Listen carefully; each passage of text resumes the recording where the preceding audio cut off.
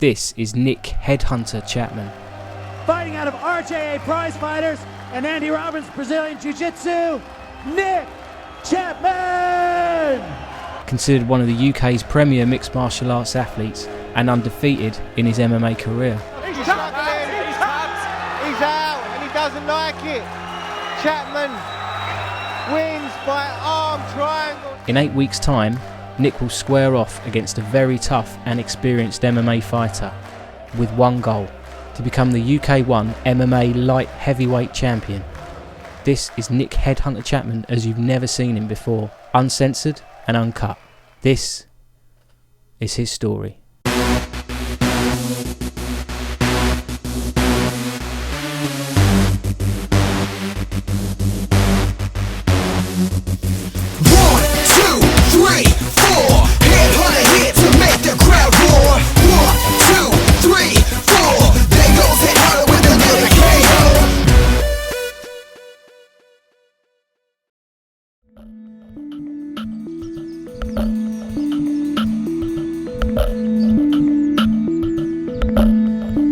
It's 6 AM in a leafy suburb of Surrey, and I'm going to meet one of the UK's most promising and widely talked about mixed martial arts athletes, Nick HeadHunter Chapman. Morning. Good morning. Nice and early. How are you today?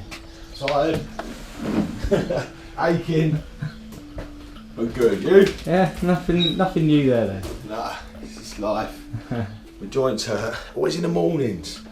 But I loosen up and I feel okay. Right. And with the introductions over, it's time for Nick to pound the pavement in his early morning run. Part of my routine of the day. This is something that I'm going to be honest with you, I don't enjoy. I do it, but I don't enjoy it. I have to. It kind of gets me going in the mornings, gets me up and ready. I don't go crazy, but it just gets me warmed up and raring to go for training, because I train early every day. So I go for a quick run, just loosen up the joints, get the heart rate pumping, blood flowing around the body. Because I'm a big guy, I don't think I was built for running. I was more the guy kind of built for standing and fighting and running. But as you'll probably see in a minute, I look like a blooming tank trying to run up the road. But it definitely sets me up for the day. But it's important to have a decent pair of trainers for this. I used to get all sorts of problems in my knees and stuff, and I think I found out the reason why. I just had not such good running trainers. Lovely day.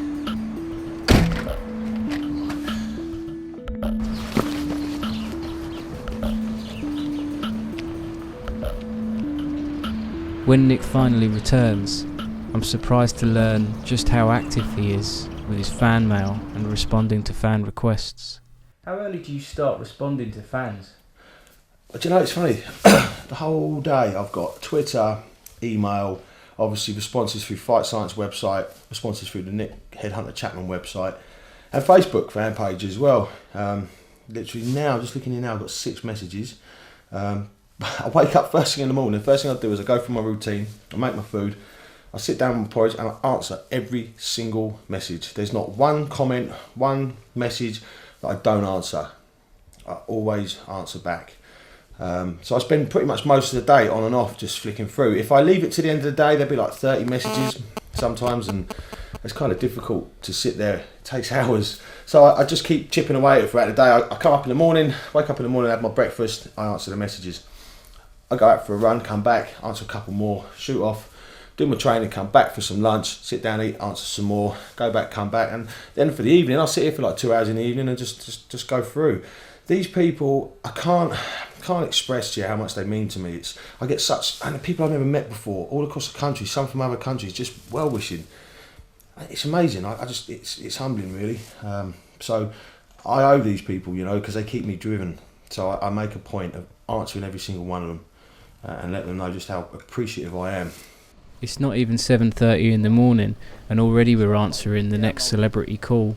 The local paper have just run a news story about Nick, so we're going to go and see if we can hunt it down. This morning, done a what's that?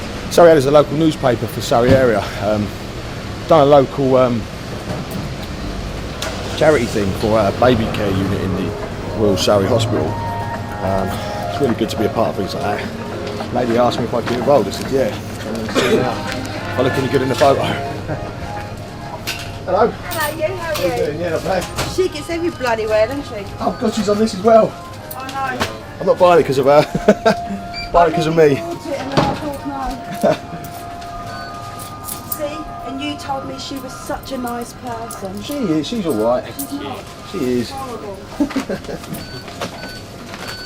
We've all got our crosses to bear, I guess. Yeah, hers was birth. Thank you. Thanks, mate.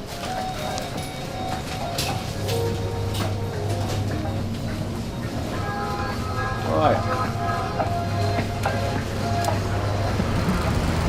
What's funny about that? That lady's always talking to me when I go in. What's funny about that is obviously I'm very good friends with Alex, and I know Katie through Alex. She's on the front page of this morning. But I always defend them. They're just normal people, you know, right? So they got a bit of fame, but they're not bad people. Right, so let's see where I am this morning. I like it the way Katie's got a front page and I haven't. Where is it? Let's have a little look. Yeah, so this is a fantastic cause, the baby care unit. I think these ladies that work in that unit there, what a job. I mean, all the money in the world wouldn't make you do that job. That's pure passion. You know, taking care of these babies, and some of them don't make it. It's scary. And the lady that I helped out, Bev. Hi Bev, if you're watching. So she's experienced this firsthand. So this is why she's so passionate about the baby care unit. They've helped her out a lot. So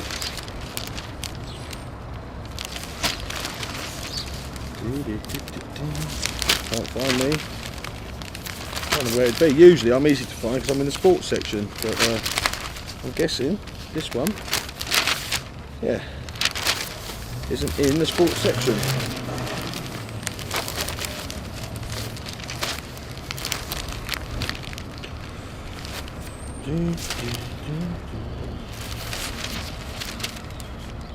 Oh, there we are.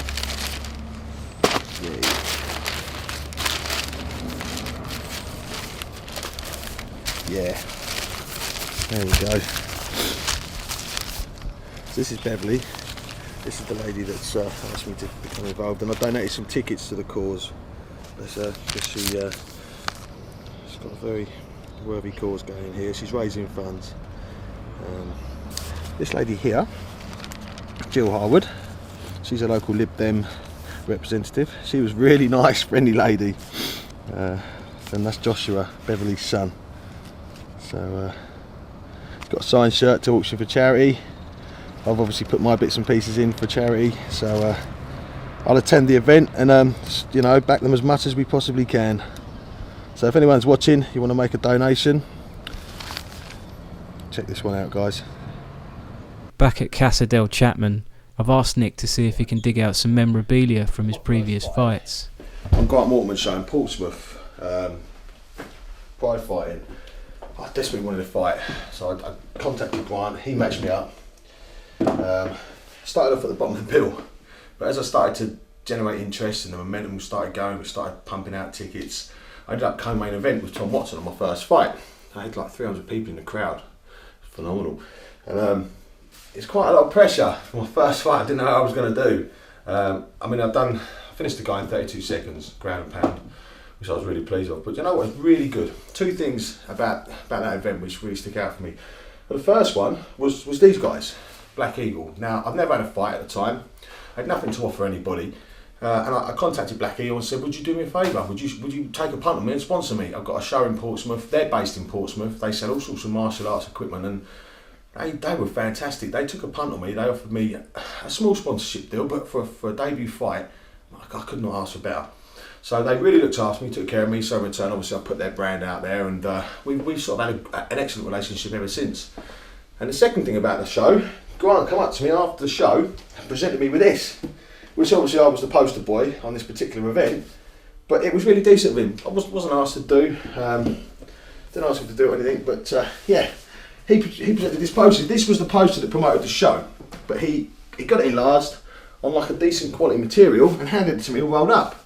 And then a few friends of ours, Alan and Maria, if you're watching guys, nice one, they took it away and brought it around as an engagement party present for me, all framed up, which is really cool. So this is an excellent memorabilia from my very first fight, which didn't last very long. I was really pleased with that. And then after fights at UCLMA, we get one of these, which is pretty cool. On the back it says Ultimate Challenge Winner. Now, I've always wondered what it says on the back of the one that the guy loses. Does it say Ultimate Challenge Runner Up? Ultimate Challenge Loser? I don't know. I've only ever had the winner one, so I'm cool. But if I'm honest with you, people always say, oh, I desperately want to get one of these. This is what I want. But for me, it's not about trophies. I don't care about trophies, really. I love to fight, really. I just like punching people in the face when I get an opportunity to do so. And there's nothing better than putting someone to sleep with a chokehold. But you know what I want more than anything? Belts. Trophies, medals, they're all cool, don't get me wrong, but for me this year, it's all about those 2 belts. The first one being July 2nd, British title. I'm having that one. Lovely. Today, Nick has been asked to give a talk to young boys at Prospect School in Hampshire, a boys' school for children with learning and behavioural difficulties. Some of these boys regularly get into trouble. This is an issue that Nick holds dear, as he's seen firsthand what can happen when faced with difficult choices. Why is this sort of thing important to you, Nick? It's a good question. Yeah, I say a lot. I do all this sort of work for free.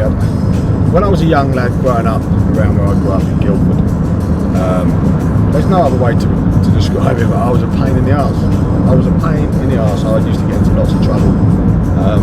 I kind of found MMA, and obviously my wife, who's a wonderful woman, and with them two components in my life combined, it's kind of I've got an inner peace now, and I look back at the years I've wasted, and I just think to myself, I know what I needed back then. I needed a role model, I needed a way to channel my aggression, I just needed something. So now I've kind of got my life on track, and I know where I want to go, I know what I want to do. Everything in my life is governed, and I'm at peace with myself. I feel the need to do these things. Maybe if I can't make a difference to some of these young lads, you know, I spend a lot of time doing this, and I think if I can just make a difference to 1 or 2, then it's worth the effort. So I spend a lot of time with the youth projects, anti-social behaviour projects. I work with the police in Surrey, I work with the youth offending service, and it gives me really good satisfaction, and I feel like I'm very well qualified to make a difference to these youngsters.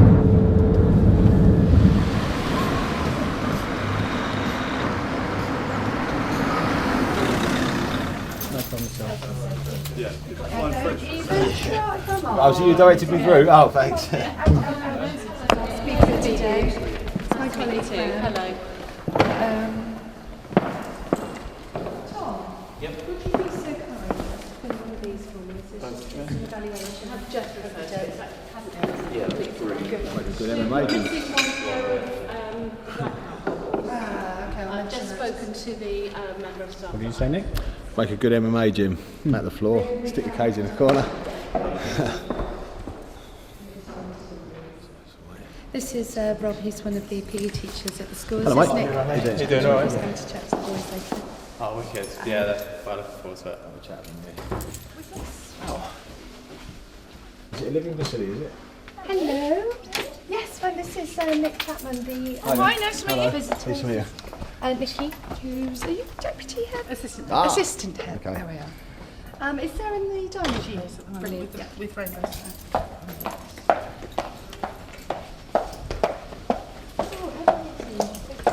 It's lovely facility, isn't it? It's absolutely gorgeous. Do they live in No, they don't. They're just day issues. Oh, it's open. That's novel. Oh, nice. Right. How you doing? Nice to meet you. About the various and many just want to make sure that he's aiming at the right Yeah, I've got a brief of the background stuff and which way to go with the chat. Yeah, Where do you want to...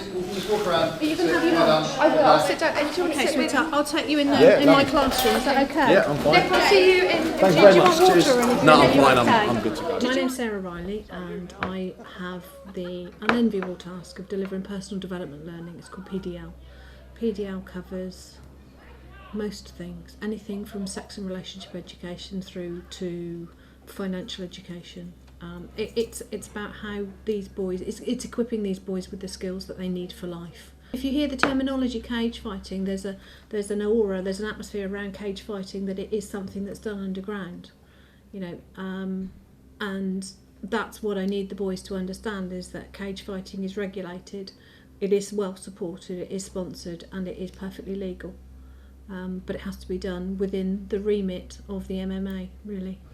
So I'm trying to now identify areas of these youngsters' lives where we can make a difference now then in Guildford. So if I can do it, anyone can. So I was very deep. Well, you have obviously got your own history and you know why you have done what you have done. A lot of the boys, we've got a very complex set of needs here. We've got boys here that are on the autistic spectrum. Okay. And they are diagnosed as being autistic. Sorry, Miss. Hi, darling.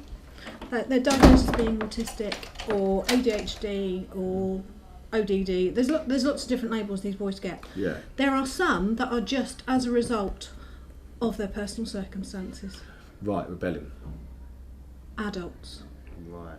And that can be adults that aren't in the right place to take responsibility for them, that aren't in the right place to care for them, don't have the capacity, don't have the ability themselves. Yeah. Adults that have gone through a traumatic time and they are just on the end of it. There are so many reasons why these boys are here. Yeah. I could spend the rest of the day telling you their stories. Yeah. Josh, this is Nick. Nice to meet you, mate. Just Success saying how story. you were here, you've been through our system, and now you come back to tell the boys about what we do. So he cooks bacon. Not you, mate. How did you get so rich? He's a cage fighter, mate. Josh, always how tall are you?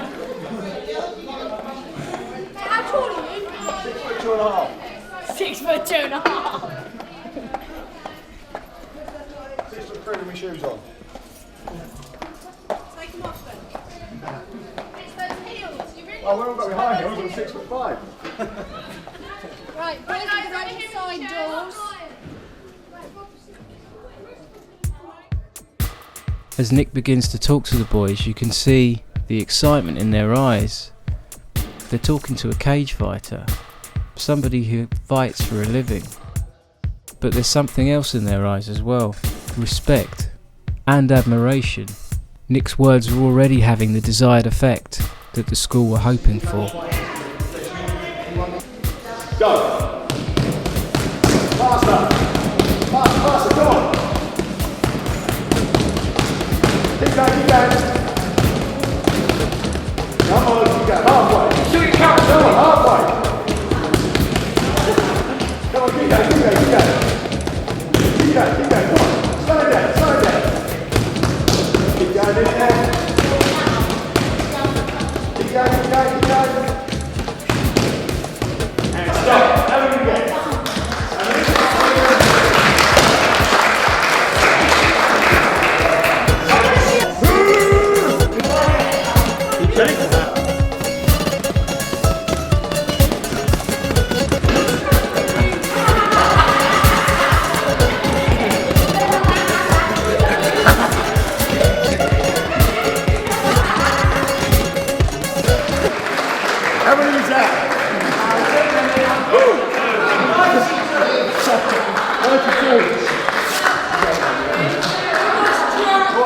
It's amazing how just working pads can bring so much joy to these kids, and I can't help but wonder just how much of a positive experience this is going to be for some of these boys. My name's Jessica Pemberton James. I'm the enterprise manager at a company called the Education Business Partnership. and we organise events and activities for local secondary school children in South West Hampshire.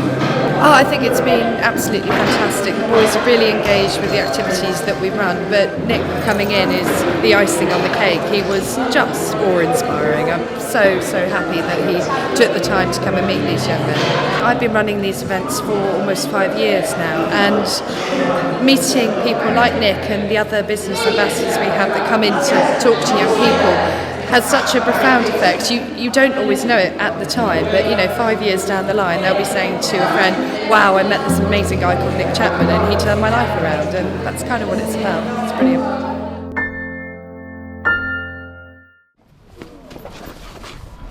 How do you think that went, Nick? Well, it's all right, isn't it? I mean, they seem to respond well, but like I said to the lady, I'm not qualified to do this sort of stuff, but I know what these kids, I know what how they're feeling. I was the same. So it's just good to see that they respond and they get a bit of excitement out of it, and it takes a long time to turn a tugboat around, but every little helps, as they say.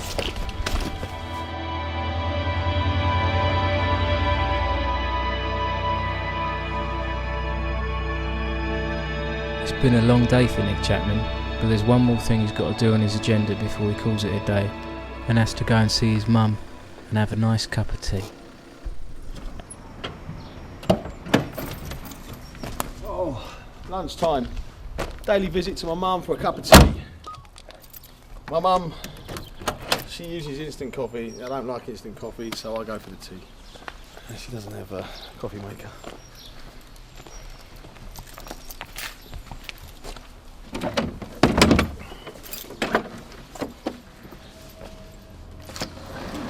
Mummy.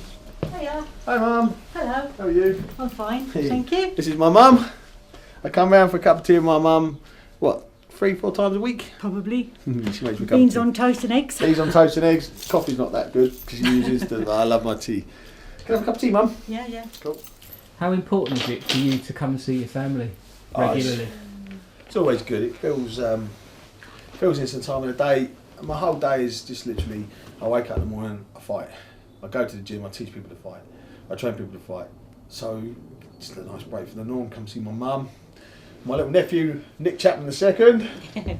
It's just nice to make a break from it sometimes, and this is my sanctuary in the day. And Mrs. Chapman, how do you feel about Nick being a MMA athlete? I'm very proud of him, yeah. We're all proud of him, so it's not something I would have chose for him, but no, it's good. It's a big achievement for him, isn't it? It is, yeah. We're very proud of him. I don't know about the cauliflower ear, but... Ding ding, I don't even think he likes his cauliflower ear. I don't mind, it's a trophy. Yeah. It's just a bit uncomfortable at the moment. And did you always think that Nick was going to kind of do what he wanted to do when he was growing up? Was there any Definitely. indications early on that that was the case? Very determined. I mean, we've told stories before about when he was 2 with his swimming. He went along with me with his sister. She was in the little swimming club, and Nick was just 2.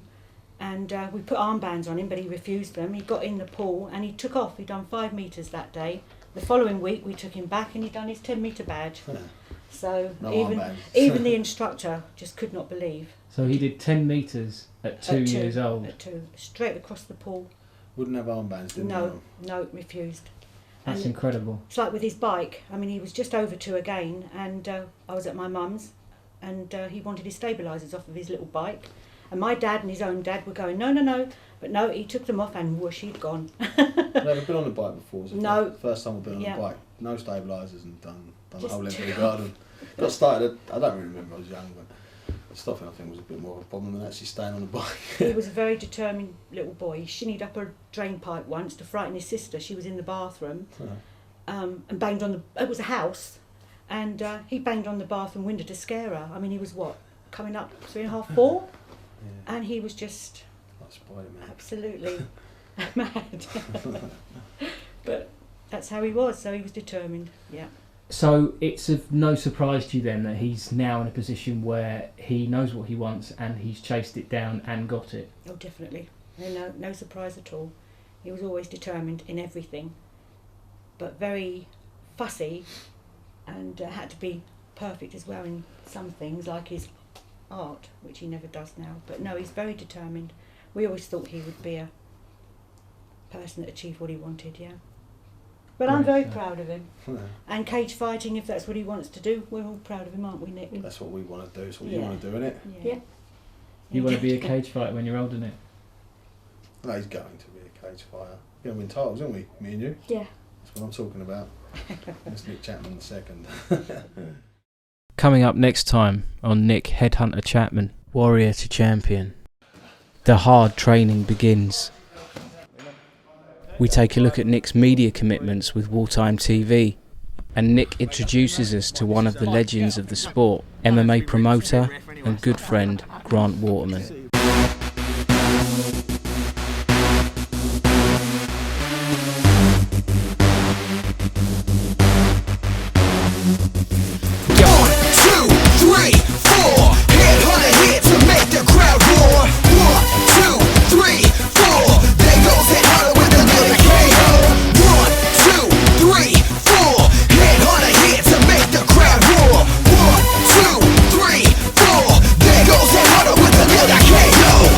Doubt I'll be that one you heard about, the one who get it in and get it on. I'm like an animal when in my house, no pulling out. I'm feeling high, so watch your mouth, my friend. You do not comprehend what it is you're talking about. I need a drink, a freak a beat, one time to say I turned it out. If I did, then I did. What you worry about? I see you standing there looking tough. What's that about? We both know you gon' turn around and walk it off, so cut it out.